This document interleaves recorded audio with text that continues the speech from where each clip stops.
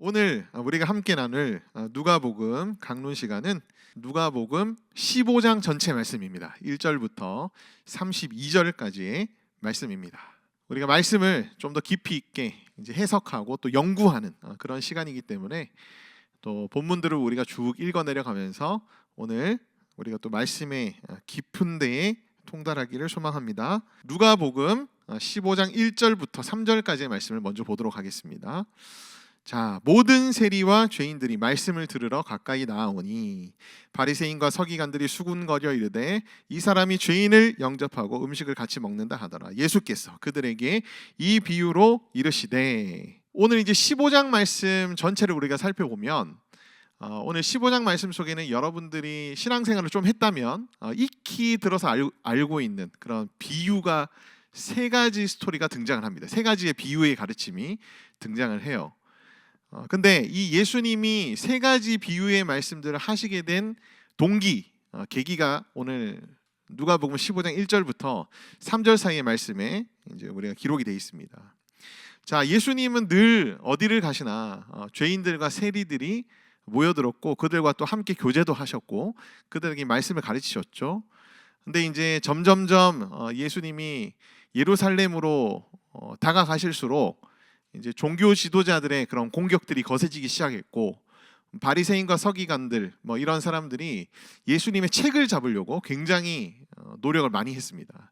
여전히 오늘도 이 바리새인과 서기관들이 예수님의 책을 잡기 위해서 이제 모여서 뭐를 걸고 넘어졌냐면은 예수님이 죄인들을 영접하고 그들과 함께 음식을 같이 먹는데 이게 말이 되냐라고 이제 그렇게 예수님을 책을 잡기 시작합니다. 세리와 죄인들에게 다가가셔서 그들을 구원하시고자 그들과 교제하시고 그들에게 말씀을 전하신 예수님이 자신들을 책잡기 위해서 고소하려고 하는 그런 목적으로 바리새인과 서기관들이 이제 얘기를 하니까 예수님이 그들에게 이제 가르치시는 그 내용이 이제 4절부터 기록이 되어 있는데 예수님께서 그냥 안 가르치시고 비유로 가르쳐요. 그래서 총 세 가지의 비유를 말씀하십니다. 아마 여러분들이 잘 알고 있는 그런 비유 말씀이죠. 99마리의 양을 놔두고 잃어버린 한 마리의 양을 찾으러 가시는 그런 목자의 이야기. 이게 첫 번째 비유고요. 그 다음 두 번째 비유는 좀 짧습니다만 비슷한 내용이에요. 10드라크마 중에서 한 드라크마를 잃어버렸는데 그것을 찾기 위해서 온 집안을 뒤지고 있는 그런 여인의 이야기. 이야기가 두 번째 비유입니다. 세 번째 비유의 이야기는 굉장히 유명한 비유죠. 그 유명한 돌탕 비유가 이제 세 번째 비유로 등장을 합니다. 자, 우리가 이제 각각의 비유들을 좀 살피면서 또 디테일하게 우리가 나누겠지만은 일단은 이 세 가지 비유의 공통된 주제들을 먼저 여러분에게 좀 말씀드리고 싶어요. 이 세 가지 비유의 공통적인 주제는 잃어버린 것을 찾은 어떤 기쁨에 대한 이야기가 바로 이 세 비유의 공통점이라고 할 수 있습니다. 마지막 비유인 이 돌아온 탕자의 비유는 같은 공통적 주제를 담고 있으면서도 그 내용이 더욱더 풍성해요. 그리고 아주 디테일한 내용들까지 담고 있기 때문에 이제 첫 번째, 두 번째 비유를 넘어서서 세 번째 비유에 가서는 거의 이제 클라이막스에 다다르는 그런 비유다라고 여러분들이 그렇게 생각하시면 되겠습니다. 그래서 이제 세 번째 비유가 굉장히 양이 많아요. 세 번째 비유의 양이 거의 한 3분의 2 정도 된다고 여러분들이 생각하시면 됩니다. 자, 이제 우리가 이 비유들을 한번 살펴보도록 하겠습니다. 예수님이 비유로 가르치신 내용이 뭔가 함께 나누도록 할 텐데, 자, 왼쪽은 잃은 양 한 마리 비유고요. 오른쪽은 드라크마 비유입니다. 그래서 제가 이제 비교해서 글씨 중요한 부분들을 좀 이제 색깔로 이제 표시를 해놨는데 비슷하죠. 그렇죠?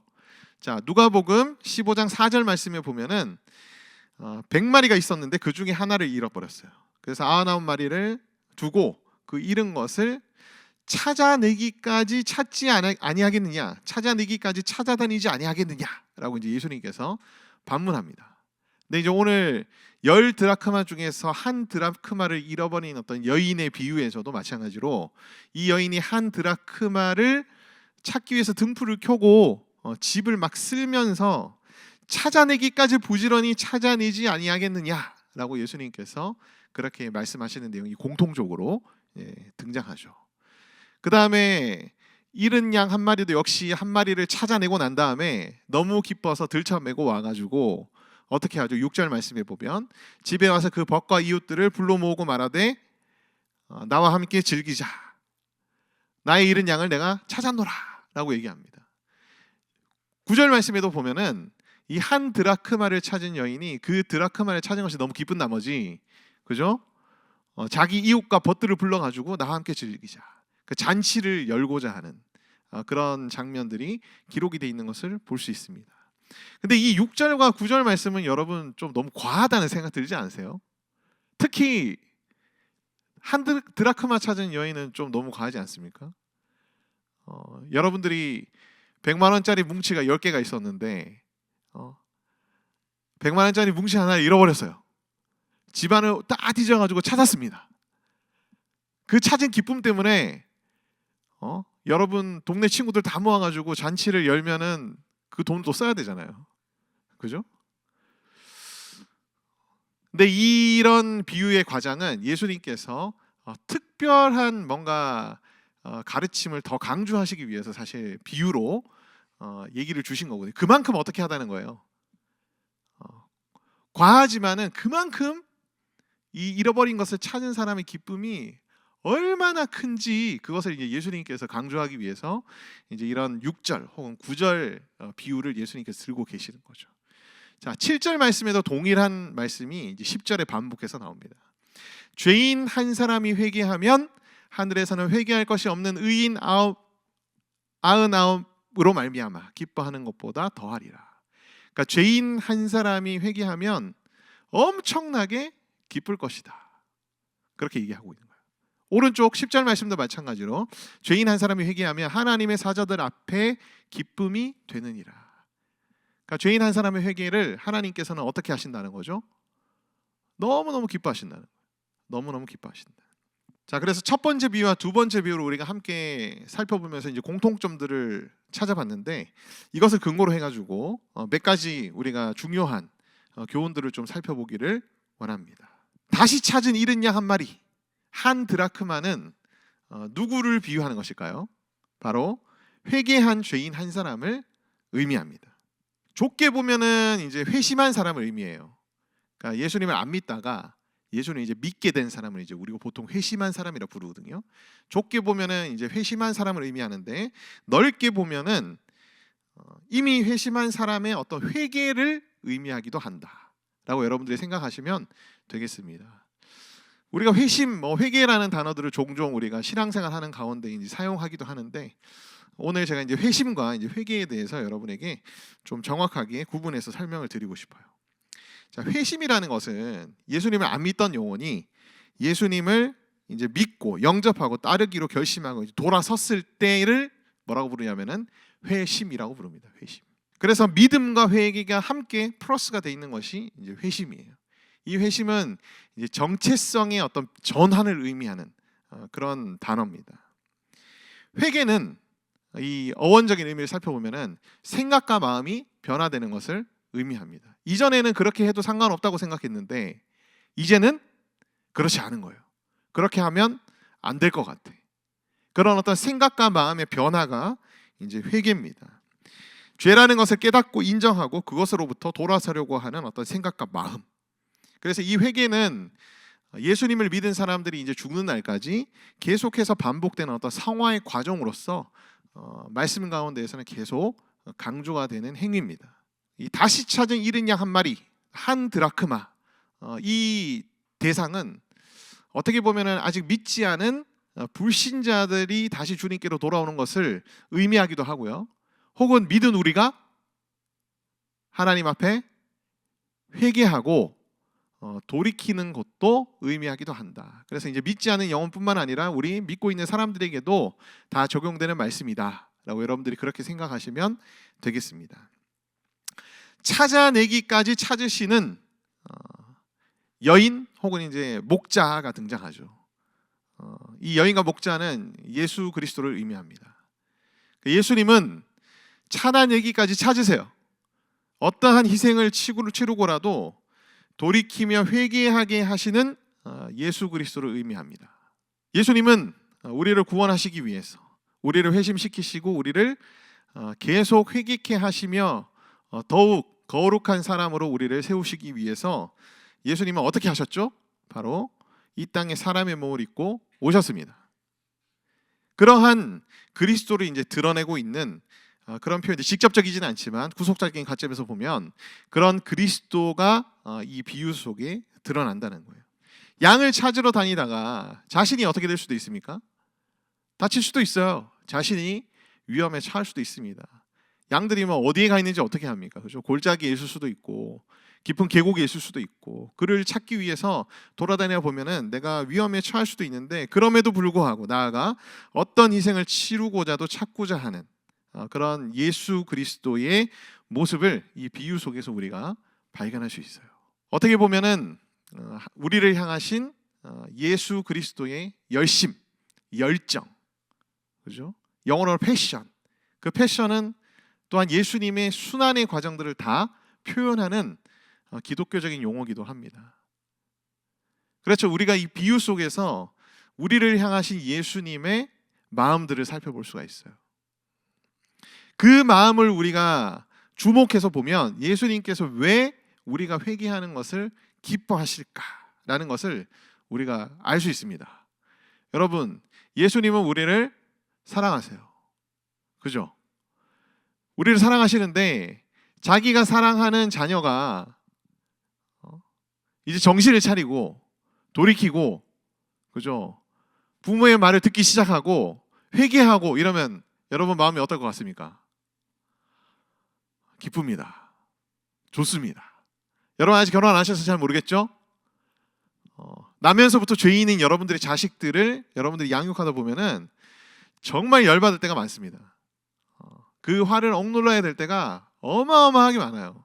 이미 여러분들 다 그렇게 하시면서 커오셨어요. 여러분들이 부모님한테.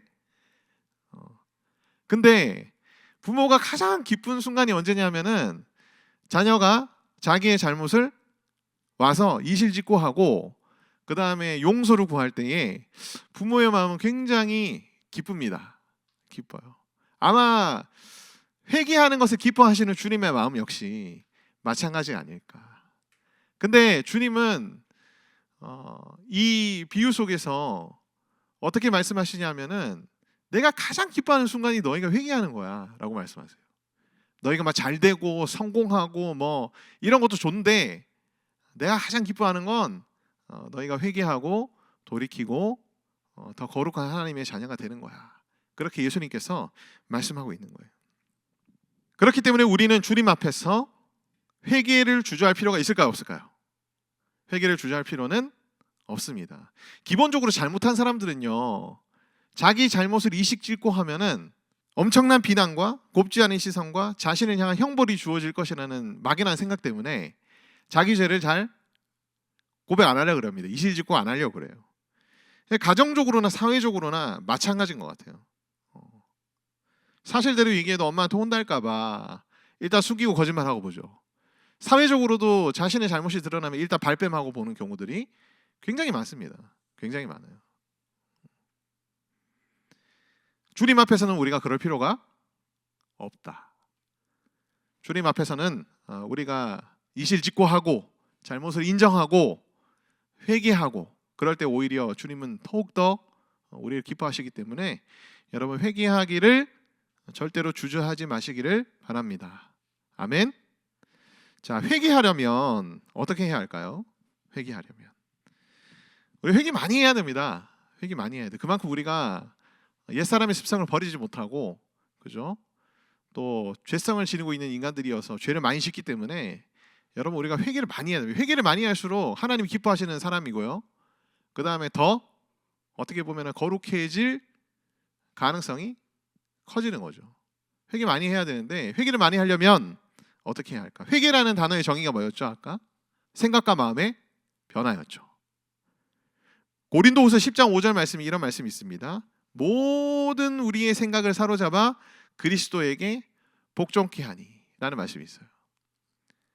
자, 우리의 모든 생각을 사로잡아 그리스도께 복종케 할 때에 여러분 우리의 삶 속에 놀라운 회개의 열매들이 맺히기 시작하는 줄 믿습니다. 아멘.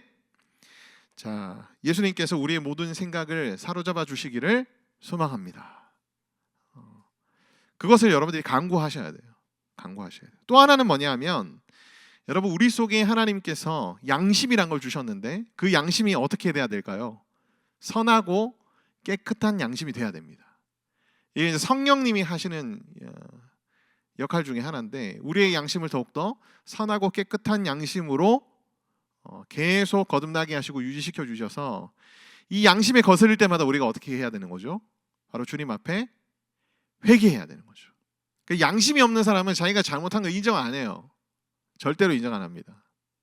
제가 굉장히 잘 보는 프로그램 중에 하나가 이제 이혼 숙녀 캠프라는 프로그램이 있습니다. 여러분들이 잘 안 보시죠? 결혼을 안 하셨으니까 잘 안 보시지만 결혼한 부부들에게는 거의 1순위 프로그램이에요.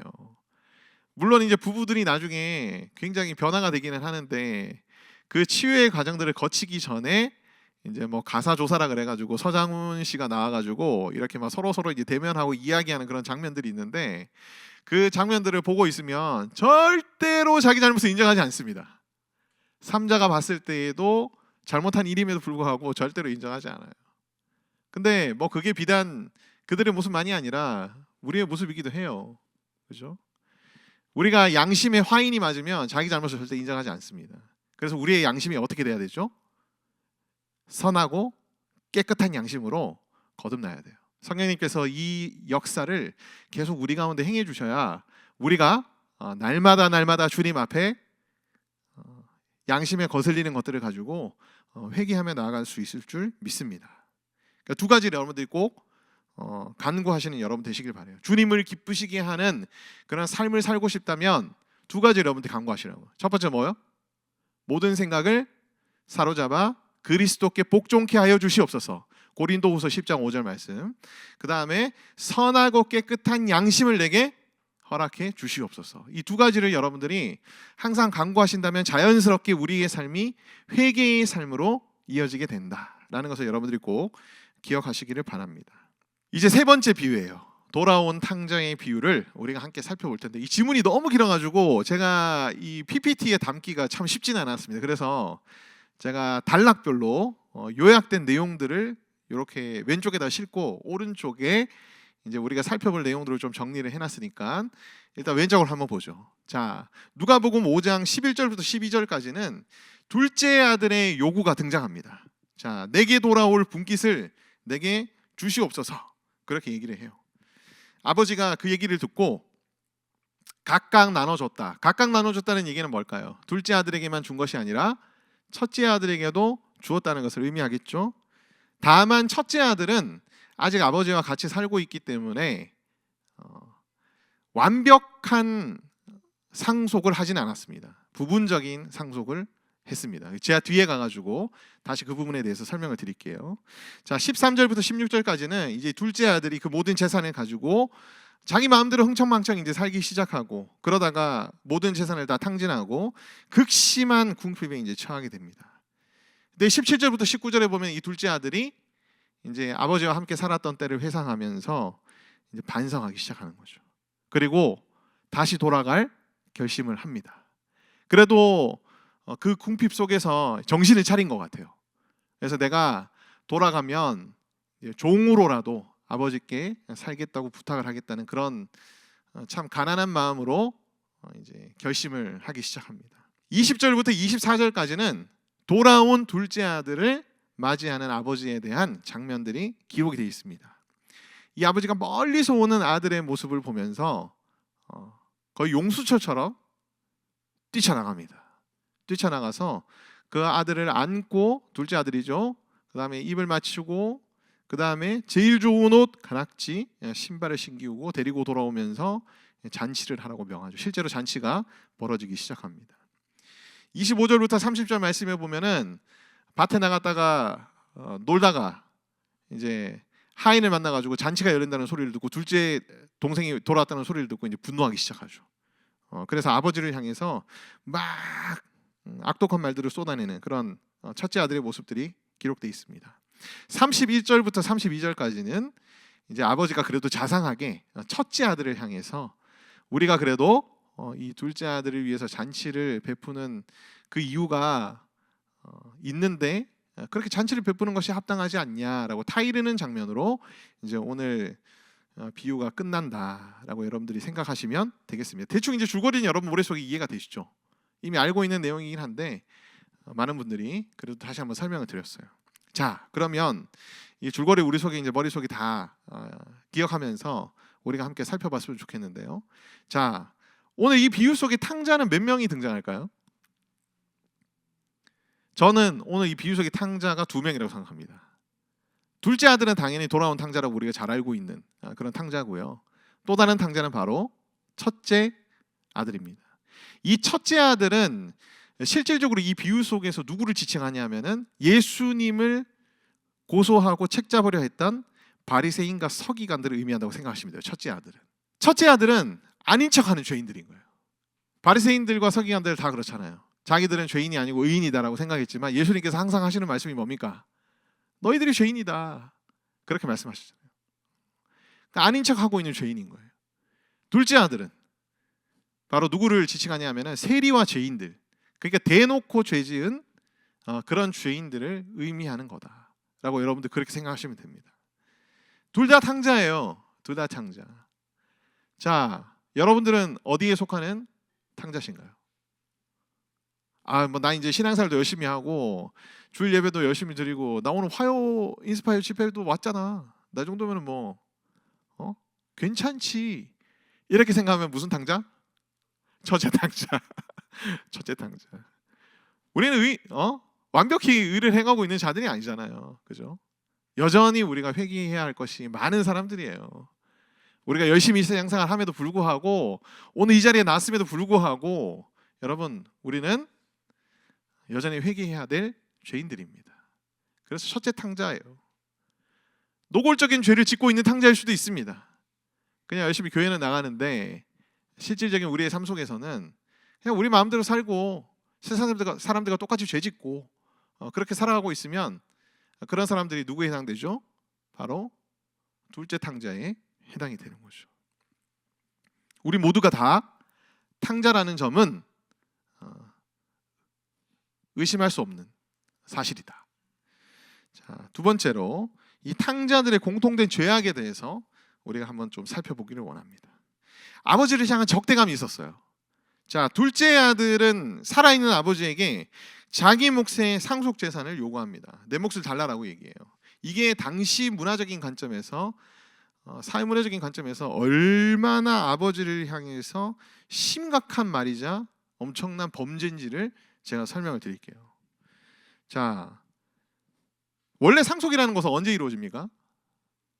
아버지가 죽어야 이루어지는 것이죠. 근데 자기 분깃을 달라는 것은 결국 아버지가 빨리 죽었으면 좋겠어. 그 얘기를 하고 있는 거예요. 율법에서는 신명기 21장에 보면은 마을 사람들이 돌로 쳐 죽여도 되는 죄악이다라고 기록되어 있습니다. 그만큼 이 둘째 아들이 아버지를 향한 이 말은 정말 심각한 이제 범죄에 해당되는 그런 말이었어요. 자, 첫째 아들이 아버지를 향해서 가지고 있었던 적대감. 돌아온 동생의 신분을 회복시키고 잔치를 베푸는 아버지를 향해서 분노합니다. 그가 노하여 집에 들어가고자 아니하거늘. 그러면서 아버지를 향해서 동생을 향해서 막말을 하기 시작하죠. 아버지를 향한 적대감이 분노가 있었다는 것은 적대감이 그 속에 있었다는 것을 의미합니다. 자, 둘째로 아버지와 형제를 향한 악독한 말이 있었다는 거예요. 악독한 말. 둘째 아들은 이미 아까 말씀드렸죠. 아버지 빨리 죽었으면 좋겠습니다. 그 얘기죠. 첫째 아들은 동생을 향해서 아버지의 살림을 창녀들과 함께 삼켜버린 동생이라고 그렇게 얘기를 하면서 악독한 말을 막 쏟아놓고 있는 그런 첫째 아들의 모습들을 우리가 본문 속에서 살펴볼 수 있습니다. 세 번째로 아버지를 생각하거나 위하는 마음이 전혀 없다. 실상은 마음속에서 아버지를 쫓아낸 상태라는 거죠. 둘째 아들은 상속재산을 받은 즉시 집을 나가서 아버지가 절대 찾을 수 없는 먼 나라로 가버립니다. 첫째 아들은 어땠을까요? 아버지의 권위와 명예를 위해서 둘째 아들을 말리는 시도라도 해야 되지 않았을까? 그죠? 그랬을까 안 그랬을까요? 그러지 않았습니다. 그런 내용이 기록이 되지 않아요. 동생을 그리워하고 기다리는 아버지. 그러나 이 아버지를 위로하지 않고 밭에 나가서 하루 종일 있었는데, 밭에 나가서 하루 종일 있었다는 이 기록을 우리가 살펴보면서 그래도 열심히 아버지의 재산을 불리기 위해서 노력은 했네라고 생각할 수도 있겠지만은 아닙니다. 부자였죠. 그죠? 신분이 높은 집안의 장자인데 이 아들이 과연 반일을 직접 했을까요? 아마 종들이 일을 했겠죠. 만약에 밭에 나가서 일을 제대로 했다면 아마 종들이 일을 잘하고 있는지 아닌지 관리를 했을 거예요. 그렇죠? 근데 밭일하던 종들이 잔치 준비를 위해서 집으로 동원될 때 이 첫째 아들은 그 소식을 듣지 못했습니다. 다시 말하면은 종들이 밭에서 일하는 것을 감독한 것은 아니었다는 거예요. 무슨 일인지 모른 채 있다가 한 종을 우연히 만나가지고 동생이 돌아왔고 동생을 위해서 잔치를 베푼다는 소리를 들었거든요. 그러니까 이 첫째 아들은 아버지의 재산을 관리했던 것도 아닌 것 같고요. 그 다음에 감독했던 것도 아닌 것 같고, 그냥 저기 어디 나가서 그냥 놀고 있었던 거예요. 밭일하는 것처럼 하면서 놀고 있었다고 볼 수밖에 없는 거죠. 그리워하는 아버지를 위로하기는커녕 그렇다고 해서 아버지를 도와 또 일을 그렇게 또 책임감 있게 잘 하지도 않는 그런 첫째 아들의 모습. 이것을 보면은 첫째 아들도 역시 아버지를 생각하거나 위하는 마음이 별로 없었다. 자, 네 번째로 첫째 아들과 둘째 아들 모두 탐욕이 가능했습니다. 둘째 아들은 당연히 아버지의 재산이 탐나가지고 상속을 해달라고 얘기하고 갔죠. 첫째 아들도 돈에 대한 탐욕이 대단했습니다. 나중에 동생이 돌아왔을 때 분노한 이유들을 우리가 추정해보면 그 이유가 뭔지를 알 수 있어요. 12절 말씀에 보면 각각 아버지가 그 살림을 나누어 주었다라고 얘기합니다. 제가 아까 말씀드렸죠. 상속은 원래 2대1로 장자는 2, 그 다음에 그 뒤에 동생들은 1 이렇게 받게 돼 있거든요. 다만 아버지가 아직 죽지는 않았기 때문에 첫째 아들의 재산의 소유권은 아버지에게 있었어요. 첫째 아들에게 주어진 것은 사용권이었습니다. 사용권. 사용할 수 있는 권한은 첫째 아들에게 있었지만 소유권은 아버지에게 여전히 있었기 때문에 첫째 아들이 마음대로 이 재산을 유용하거나 사실 그러기는 좀 어려웠던 그런 상황이었습니다. 그러니까 아버지가 돌아가시면 즉시 소유권이 자기에게 돌아오는 그런 상태예요. 그래서 이 아버지가 나중에 첫째 아들이 분노했을 때 내 것이다 내 것이다 이제 그렇게 얘기한 이유가 거기 있습니다. 근데 동생이 돌아왔어요. 아버지가 동생의 신분을 회복시켰습니다. 그때 분노한 이유가 무엇일까요? 동생의 신분이 다시 회복이 되면 뭐가 살아나죠? 상속권이 또 살아나는 거예요. 그러면 자기가 나중에 받아야 될 분량이 어떻게 될까요? 또 지금에서 2대1로 줄어드는 거예요. 잔치를 위한 비용도 전부 자기가 나중에 상속받을 재산 중에 하나인데 그 잔치를 위한 비용이 동생을 위해서 쓰여졌다? 첫째 아들이 이제 열받고 분노한 거죠. 이런 것을 보면은 첫째 아들 마음속에도 재물을 향한 탐심이 둘째 아들만큼 있었다라고 볼 수밖에 없습니다. 적대감, 그죠? 악독한 말, 그다음 배려하거나 위하는 마음이 없는 것, 그다음에 탐욕이 가득한 것, 다 탕자가 가지고 있는 공통점이다. 여러분 여기에서 자유로운 사람이 있을까요? 자유로운 사람 없습니다. 오늘 우리가 이따가 기도 시간에 이 네 가지에 해당되는 부분들이 있다면 우리가 좀 하나님 앞에 철저하게 회개하는 그런 시간들을 가지기를 원합니다. 자, 오늘 이제 17절부터 또 보면은 이 둘째 아들이 반성하는 장면이 나옵니다. 돌이키려고 하는 그런 모습들이 보여지죠. 자, 앞서 첫 번째, 두 번째 비유에서는 등장하지 않은 세 번째 비유 속에만 등장하는 모습들이 우리가 회개와 관련해서 살펴볼 수 있는 부분 중에 하나가 뭐냐면 이 회개에 합당한 열매가 이 세 번째 비유 속에 등장한다는 거예요. 자, 마음과 생각만 변화가 된 게 아니라 이 둘째 아들이 이제 어떻게 하죠? 아버지를 향해서 다시 나아가고자 집으로 향합니다. 여러분 생각해 보세요. 아버지에게 돌아가는 그 과정이 순탄했을까요? 이미 재산은 하나도 없고 돼지우리에서 쥐염 열매를 먹어서 겨우 근근히 생계를 꾸려가야 하는 그런 상황에 이미 처해진 상태에서 그 먼 나라에서 다시 아버지의 집까지 돌아가는 그 여정, 과정, 먹고 자고 해야 되는 번번한 좌절과 엄청난 저항과 어려움이 있었을 겁니다. 그럼에도 불구하고 결국은 그 모든 좌절과 저항과 어려움들을 다 이겨내고 이 둘째 아들은 아버지에게 돌아가죠. 이게 이제 회개와 어떻게 보면 회개에 합당한 열매를 맺는 것과의 모습이다 라고 생각하시면 되겠습니다. 회개도 쉽지 않은데 회개에 합당한 열매를 맺는 건 여러분 더 쉽지 않은 것 같아요. 그렇죠. 순탄치 않은 그 과정, 번번한 좌절과 엄청난 저항과 어려움들, 그 속에서 회개에 합당한 열매를 맺기 위해서 애쓰는 거, 여러분 쉽지 않습니다. 이거는 하나님의 도우심이 특별하게 있지 않고서는 절대로 맺을 수 없는 열매다. 그럼에도 불구하고 우리는 회개하고 회개에 합당한 열매를 맺기 위해서 온전히 애쓰는 그런 우리들 되기를 소망합니다. 아멘. 많은 분들이 이렇게 질문할 수 있어요. 나는 열매는 못 맺고 계속 동일한 죄로 회개만 하고 있어요. 어떡합니까? 이런 나를 보면은 내가 구원받은 사람이 맞나요? 그렇게 우리 스스로를 향해서 이제 되묻는 경우들도 참 많이 있습니다. 끊임없이 우리가 같은 문제를 가지고 계속해서 반복적으로 회개한다는 것은 내가 그리스도를 향해 서 있다는 증거기도 합니다. 아멘? 물론 우리가 좌절과 저항과 어려움과 또 유혹 때문에 다시 또 죄를 짓고 실패하긴 했지만 그럼에도 내가 다시 회개하고 다시 회개하고 다시 회개한다는 것은 나의 마음과 생각이 변화되어 누구를 향하고 있다는 것을 의미하죠.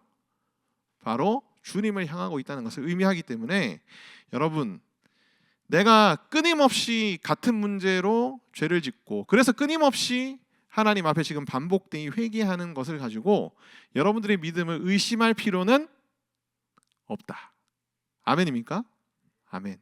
사단은 이것을 우리로 하여금 계속 의심하도록 만들어요. 그래서 우리가 회개로 나아가는 그 길을 차단시킵니다. 그래서 여러분들도 포기하지 말고 끊임없이 하나님 앞에 회개로 나아가시기를 소망합니다. 오늘 이 본문 말씀을 보면 아버지를 우리가 초점을 맞춰서 좀 보기를 원해요. 아버지가 어떻게 했다 그랬죠? 뛰쳐 달려나갑니다. 둘째 아들이 먼 거리에서 오는 것을 보면서 이 당시에는 높은 신분일수록 권위 있고 느릿느릿한 걸음을 걸어야 하는, 그게 이제 품위 있고 지위 있는 자의 표상이었기 때문에 그렇게 하는 것이 당연한 거고, 그렇게 하지 않는 사람들은 되게 수치스러움을 당하는 그런 문화였어요. 그럼에도 멀리 떨어져 있던 아들을 향해서 뛰쳐나갑니다. 그리고 더러운 그 아들의 몸을 부둥켜 안고 목에다가 뽀뽀를 하고 막 하는 그런 내용들이 오늘 본문서에 기록이 되어 있거든요. 여러분, 왜 그럴까요? 아까 이 둘째 아들이 저지른 범죄는 마을 사람들이 돌로 쳐 죽여도 괜찮은, 율법적으로 봤을 때 범죄라 말씀드렸잖아요. 자, 이 마을 사람들에게 이 둘째 아들이 먼저 발각이 돼버리면 이 둘째 아들이 굉장한 공경에 처할 수 있습니다. 심지어 돌로 쳐 죽임을 당할 수도 있는 그런 상황이었죠. 그래서 아버지는 어떻게 했을까요? 마을 사람들이 발견하기 전에 자신이 먼저 가서 이 아들을 맞이하고, 거기서 끝난 것이 아니라 이 아들에게 은혜를 베풉니다. 은혜를 베풀어요. 자, 아버지는 어떤 수치와 모욕도 당할 각오를 하고 아들에게 뛰쳐나갔다. 이게 이제 우리가 봐야 될 아버지의 첫 번째 모습이에요. 예수님은 우리를 위하여 수치를 당하시고 질고를 받으셨습니다. 이 예수님의 우리를 향한 사랑과 은혜가 오늘 말씀 속에 스며들어 있는 거예요. 스며들어 있는 거예요. 아버지가 신속하게 둘째 아들에게 갖추게 한 게 뭐냐면 제일 좋은 옷입니다. 지위를 상징합니다. 가장 높은 신분의 사람들만 입을 수 있는 예복이에요. 그 다음에 두 번째로 신발을 줬습니다. 아들이란 신분을 상징합니다. 주인과 자식들만 제대로 된 신발을 신고 있었어요. 다른 하인들은 뭐 안 신거나 혹은 헝겊으로 두들 감아가지고 뭐 신발 비슷한 거 만들어서 이제 신었겠죠. 여기 나오는 신발은 진짜 제대로 된 신발을 의미해요. 그렇기 때문에 이 아들의 신분을 상징하는 것이 바로 신발이다. 가락지는 인장 반지입니다. 여러분 뭐 로마 시대 영화 많이 보셨죠? 거기에 보면은 공식 문건의 법적 효력을 갖게 하는 인장을 찍을 때 여러분 손가락에 있는 반지로 이렇게 문양을 찍는 것을 아마 보신 적이 있을 거예요.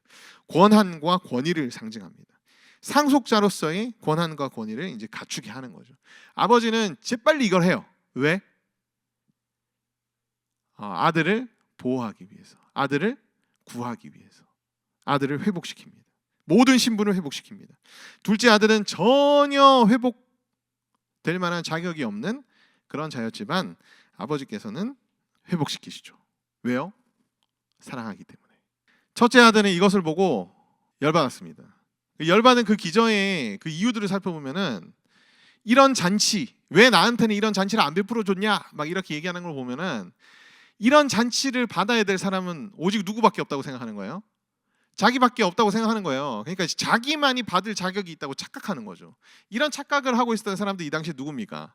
바리새인과 서기관들이에요. 자기들만 구원을 받을 수 있다는 자격이 있다고 착각을 한 자들이었죠. 근데 사실상 첫째 아들도 자격이 없었다. 왜냐하면 범죄함에 있어서 사실 이 첫째 아들도 똑같은 탕자였기 때문에 아버지의 은혜로 아버지의 것들을 누리면서 아버지 옆에서 함께 있었던 거지, 자기가 자격이 있어가지고 아버지 옆에 있었던 건 절대 아니거든요. 자, 그래서 이 세 가지 비유들을 통해서 우리가 결론 지을 수 있는 것이 있습니다. 자, 첫 번째는 뭐냐면 우리는 담대하게 하나님 앞에 나아가서 회개할 수 있습니다. 그 근거는 뭐죠? 그 근거는 바로 나를 찾고 찾으시며 수치를 감수하고라도 신분을 회복시키신 주님의 사랑과 그 은혜 때문에 우리는 주님 앞에 담대하게 나아가서 회개할 수 있어요. 아멘입니까? 회개할 때 우리가 또 회개에 합당한 열매를 맺을 때 우리 주님은 너무너무나 기뻐하십니다. 반복된 실패로 인해서 여러분 의심을 하지 마시길 바래요. 아까 말씀드렸던 것처럼, 그리고 우리 아까 얘기했던 것처럼 이 탕자들의 특징, 자신이 자격이 있다고 생각합니다. 그럼 우리는 자격이 없는 자들이에요. 능력도 없습니다. 그것을 우리가 인정할 때야 비로소 아버지의 사랑이 우리에게 은혜로서 주어지는 거예요. 은혜, 값없이 주어지는 자격 없는 자들이 받는 선물, 그 은혜로서 우리에게 주어질 수 있습니다. 여러분 모두 하나님의 사랑과 주님의 사랑과 그 은혜로 여러분들이 무장되시고, 그래서 회개와 또 회개에 합당한 열매를 풍성히 맺는 그런 여러분 되시기를 소망합니다. 자, 오늘 이 밤에 회개의 영을 부으셔서 우리의 마음과 생각을 변화시키시고 회개에 합당한 열매를 맺도록 우리를 인도하여 주시옵소서. 자격 없는 자들을 사랑해 주시고 회복시키시는 주님의 놀라운 십자가 은혜로 우리를 덮어 주시옵소서. 주님을 따라 방탕한 삶을 살고 있는 잃어버린 영혼들을 돌이키시고 주님을 향해 나오게 하여 주시옵소서. 예수님을 믿지 않는 수많은 불신 영혼들을 돌아오게 하셔서 기뻐하시는 주님과 함께 잔치 가운데 나아가게 하여 주시옵소서.